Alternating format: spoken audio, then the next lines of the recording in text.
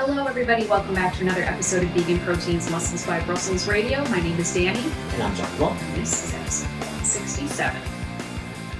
So thank you guys for the feedback on the car episode. You guys seemed to like that quite a bit, so we'll definitely do that again in the future. I love road trips, so please, and honestly, tell us where you want us to drive to and give us a reason to go somewhere. What is he even saying? What do you mean? Tell us where to drive to? Yeah, be like, I want to see a podcast of y'all driving down the 101 in California. I don't know. Oh my god. Could we do that? You're insane. Kind of. So yeah, this was a wild week. Like we said last week, it was going to be a wild week. It definitely was. Gosh. I got first Giacomo got his permanent teeth in, which is so exciting. They look really, really nice.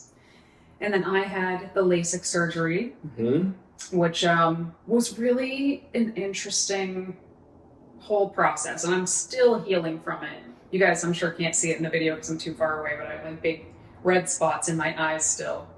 Yeah, it was fascinating. They really like value you up before you go in. And I was grateful for that because you're getting your eye cut open and lasered into, and the laser is loud, guys. Did you know that? I thought the laser would maybe sound like pew, pew. Bum, bum, bum. Yeah, it sounded like an MRI machine. I was not prepared. I was prepared for the smell. Other people had told me you can kind of smell your eye burning. What does the smell of a burning cornea smell like? Kind of like burning hair, actually. It was funny because that's what I was imagining, actually. Yeah. And yeah, it was, I could not tolerate any light at all for like 24 hours afterwards, but now my distance vision is really, really good, but my close-up vision is still adjusting. Definitely still adjusting. But so far, I would say I'm glad I did it. But so many eye drops. So many eye drops. Hey, by the time this episode goes live, we will have already announced that we have our 2024 plant-built team, so it's safe to give you some of the detail about that. We're going to be competing at 2 sporting events for the first time ever. We'll be at the USA Fit Fest in Florida in September, and then we'll go back to Mr. America. Which is in Tampa, Florida. Yes, Tampa, exactly. So yeah, our CrossFit team will be in Tampa in September, and all the other teams will be at Mr. America in Atlantic City in October. And we have a highly competitive CrossFit team, some of the best CrossFit athletes in the world, bar none. Obviously, they're vegan, duh. And one is flying in from the Netherlands, another is flying in from the UK. We have many athletes here as well going to break ground at the USA Fit Fest. And then hopefully, if all goes well, we'll be able to bring even more athletes there for future years in Tampa, Florida, where if we want to compete there again, we will. And then at Mr. America, we have lots of new athletes as well. We have UK's strongest man flying in. Angeline's coming back from France as France's strongest woman. And we have lots of other exciting athletes in general all over the place. Actually, there's too many to mention, and they're all honestly just as good as one another. I'm so excited about this team. I don't even have the words, honestly. And this is kind of funny. So I made this promo video and put together this promo video last year, or really early. Yeah, it had to be done last year. Yeah, at the end of 2023. And I put it together and had to put it on our YouTube channel, but leave it as unlisted because we had to send it to certain people. But today I made it public and I didn't realize it was going to like show up as brand new in everybody's newsfeed.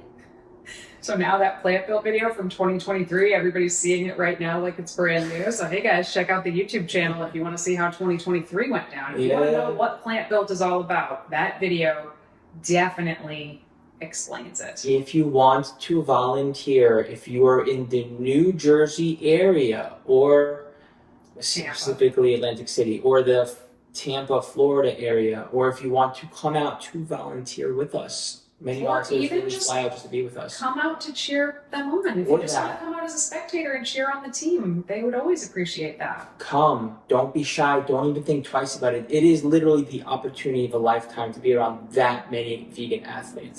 It is really like crazy. There are not very many experiences that I've had like the plant-built meetups that happen, it's wild. I can't put it in words, but if you've been there, you know. If you know, you know. So that's not what we're talking about. And this is going to be a shortish podcast because we only have so much time to do this. So we are talking today about this phenomenon where people feel guilty or vain or shallow for caring about what they look like.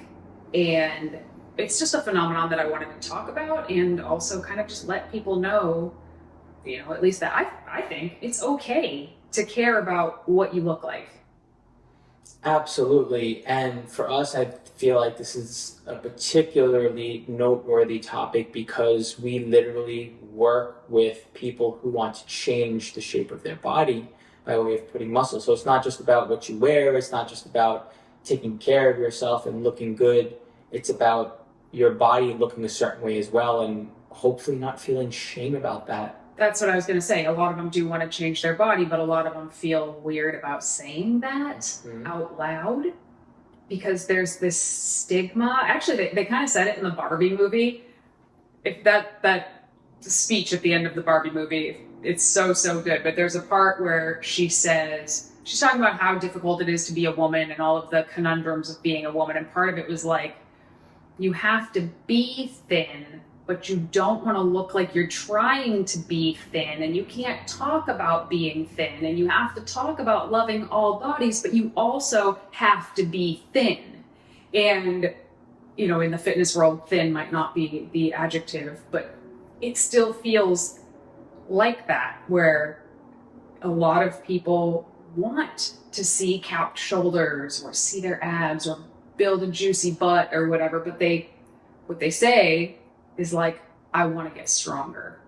And I love that because I love non-aesthetic goals because it's something that I feel like you have more control over. But the shame around wanting to look a certain way, I feel like is like too bad. And I know we grew up very, very differently in this regard.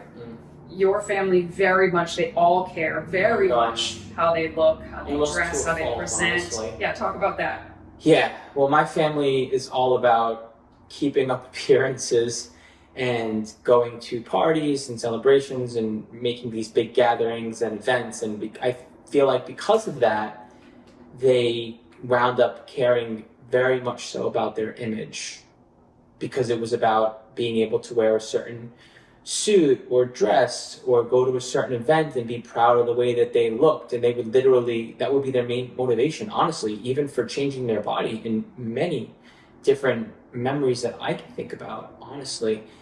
But with that came the shame and the confusion around, even still, around caring about it, even though perhaps arguably in some ways they cared about the way that they looked a little bit too much. Yeah.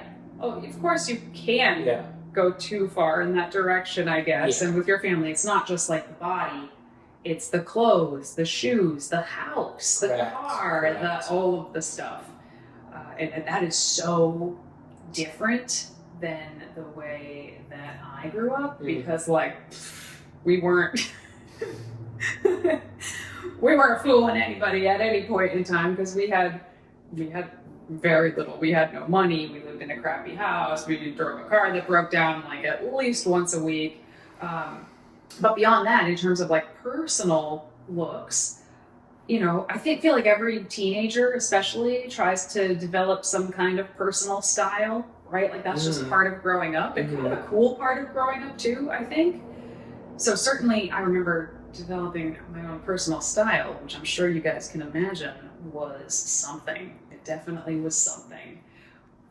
But because I was kind of more of like the brainy kid than the jockey kid, like it was almost kind of like looked at as gross for wanting, like even giving a shit what you looked like. Like you were so smart and evolved and forward thinking, that caring what you looked like was like beneath you. Right. So your family might have been like snobby about the way they look, and they were snobby about something else. Yeah, and they were wound up being judged like, who do these people think they are, trying to look good all the time, thinking they're better than us, this and that, because they're dressed up or going for all sort of beautification type things, getting their hair done or this or that, and it's like the stereotype, like, oh, they must not have a thought in their head. Yeah, this is all they do is care about what they look like. Or you wind up getting put down just because you want to look good, for example, which doesn't exactly feel good.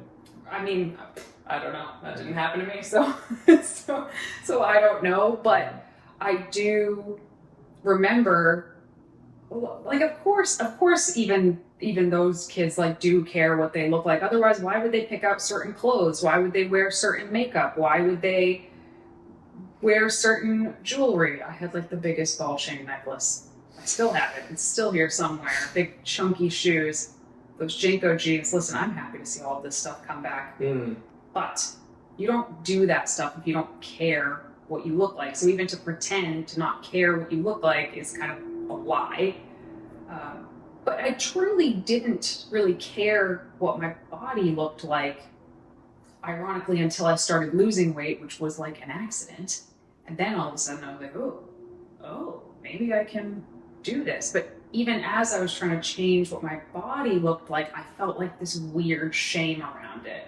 Like I was becoming more shallow or vapid or stupid for wanting my body to look a certain way for the first time in my life. Did that wind up getting worse? Did it sort of level out, or do you still deal with it in some way?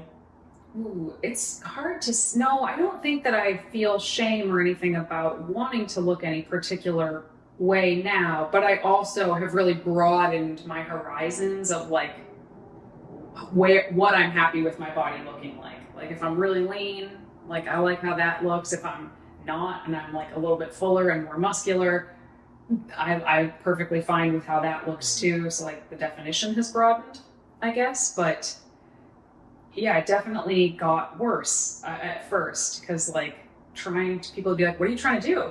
When they see me like eating a certain way or training a certain way.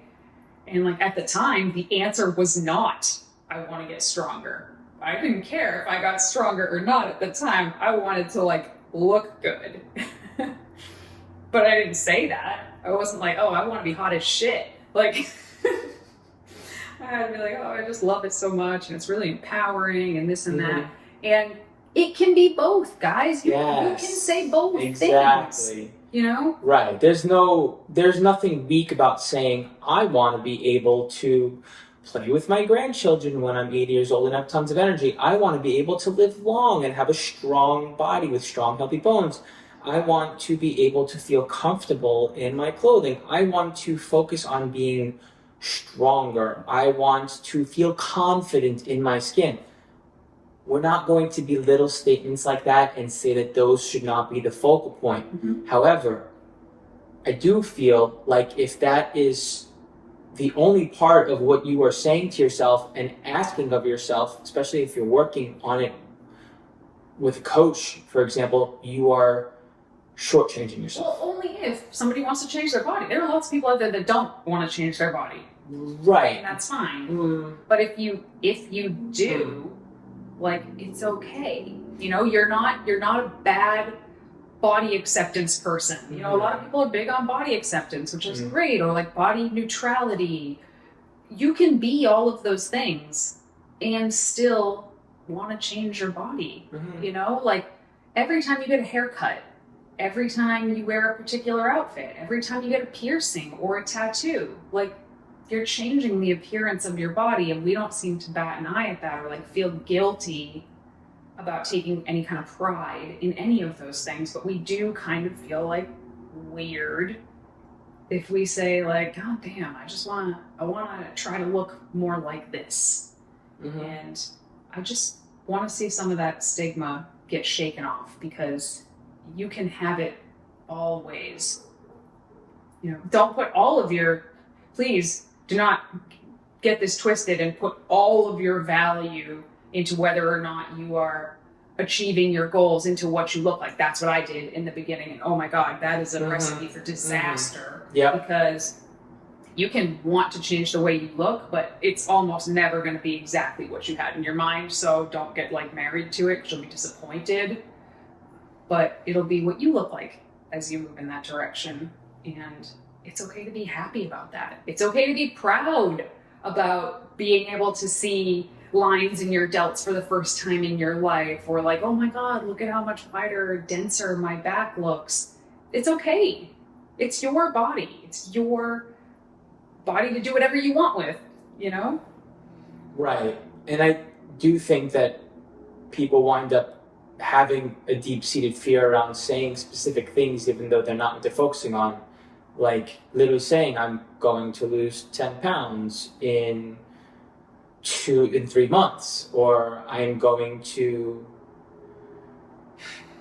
I don't know, change my shape, whatever it is. Like there's fear around actually saying those things, even though, and if you have that fear and you don't believe it, I'll tell you what, you're going to be less likely. All the other things are going to wind up being ideals, and you're going to wind up missing the forest through the trees, because your process is not going to include the actual hard things that you need to focus on, whether it's weight loss, whether it's muscle gain, whatever it is, right? But I think part of the reason people are afraid to say that stuff out loud is because they're afraid if they fail.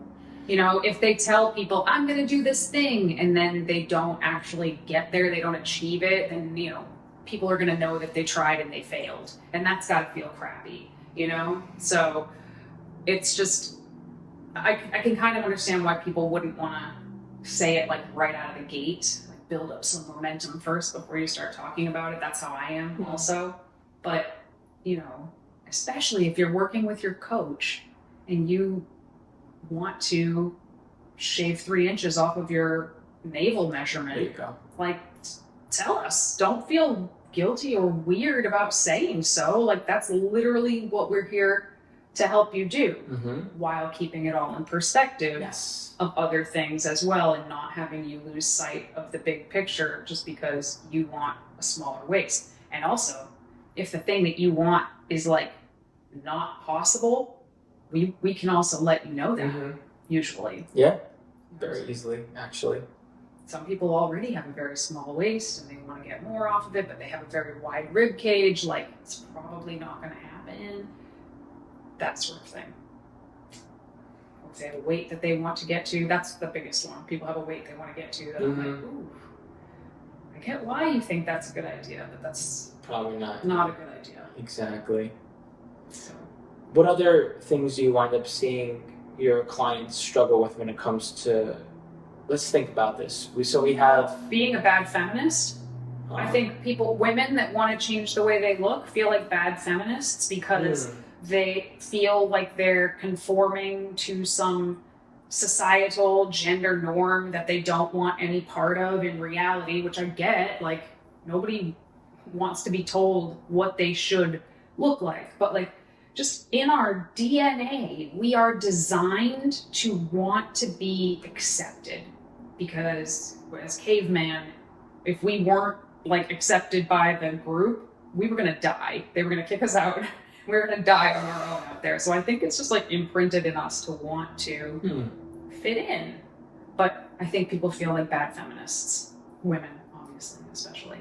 Interesting. So they just wind up shooting themselves in the foot and not focusing on it at all because of the fear that they're going to be taken the wrong way as far as how people see. Here's the thing. The way people see you can shift based on your own personal perspective on what you want to do with yourself. And if you're going to wind up unintentionally placing that degree of concern over how other people are seeing you and judging you, you're going to wind up missing out on the opportunity for you to have a perspective shift, for you to actually become the person you want to be. People just wind up seeing you differently when you show up in the world differently, and sometimes that it just doesn't look good, and you're not taking it in good. Explain. So we'll take a client of mine, for example. Just had a conversation with them earlier this week about this, actually, which is why this came to mind.